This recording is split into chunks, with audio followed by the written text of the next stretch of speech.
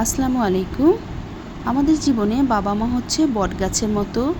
যতক্ষণ বাবা মা কাছে ছিল ততক্ষণ তাদের সত্যিকারের মূল্যটা দিতে পারিনি। যখন বাবা মার থেকে দূরে সরে গিয়েছি তখন বুঝতে পেরেছি আসলে বাবা মা জীবনে কতটা গুরুত্বপূর্ণ ছিল। আর এখন নিজে বাবা মা হয়েছি, এখন নিজে বুঝতে পারছি বাবা মা সন্তানের জন্য কতটা পরিশ্রম করে, কতটা ত্যাগ স্বীকার করে।